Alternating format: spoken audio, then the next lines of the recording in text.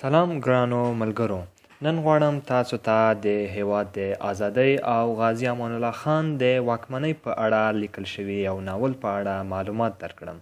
هیله ده چې تر پایه زموږ ملتیا وکړئ.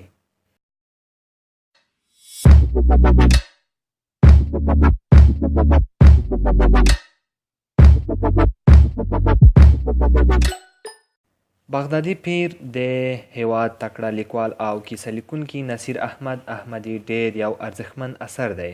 نصیر احمد احمدي ګڼه نور ناولونه هم لیکلي دي چې له دغو له ډلې خونکار، بوډبکۍ او رڼا د یادولو وړ دي. خو بغدادي پیر له نورو ټولو کتابونو څخه هغه ته خورا زیات شهرت لاسته راوړ. بغدادي پیر په ډیره ساده، روانه او ښکلي شکل لیکل شوې ده. د کتاب کیسه د یو انګریزي کورنۍ کیسه ده چې د خپل اوړي رخصتي تیرولو لپاره چکر ته ځي او د سوزان په نامه یوه نجلۍ د خپل کور په تهکوي کې د خپل غور نیکه ډیوډ جونز د یادښتونو کتابچه ویني او له ځان سره یې سفر ته وړي.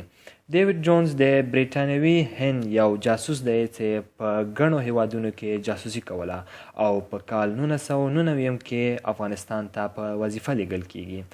دا هغه مهال دی چې په افغانستان کې غازي امان الله خان واکمنۍ ته رسېدلی او سمدستي یې د خپلواکۍ اعلان کړی. د کتاب ګڼه برخه د بریتانیا دسیسې او هغه پلانونه دي چې د غازي امان الله خان پر ضد یې کارولي دي.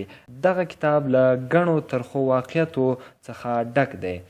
لوستونکي ته د غازي امان الله خان د واکمنۍ حال او احوال، د خلکو جاهلیت، له دین څخه د انګریزانو ناوړه ګټه اخیستل، د خلکو ځایي رسمونه او دودونه، په هیواد کې پیرانو ته له حده زیاته رتبه او درجه ورکول، د انګریزانو لومړۍ ناکامي خو وروسته بیرته د خلکو له نظره د پادشاه غورځول، د غازي امان الله خان له واکمنۍ وروسته ژوند او داسې ډیر نور مطالب وړاندې کوي. په دغه کتاب کې ډیر کوښښ شوی چې د ازادۍ او یووالي ضرورت لوستونکي ته په ډاګه شي.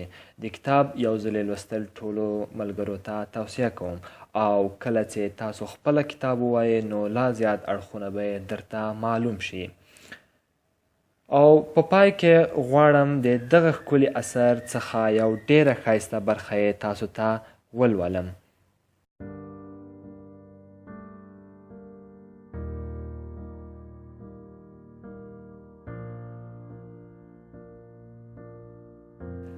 افغان ډیپلوماټ ډاکټر شاهیبای مستمندي لیکلي ول: په ایټالیه کې د امان الله خان کور ته ورغلم.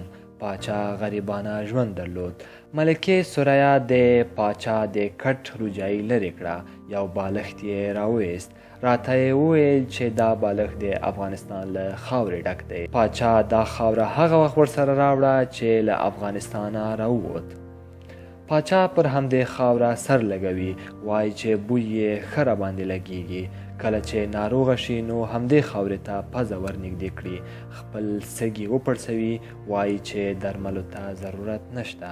پاچا وصیت کړی چې که مړ شوم او وطن ته مې د تابوت د وړلو امکانات نه ول نو په قبر کې به همدا خاوره راسره ږدئ.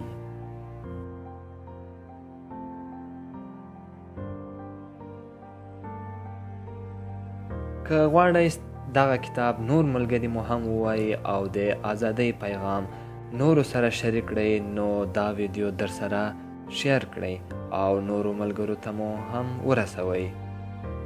مننه.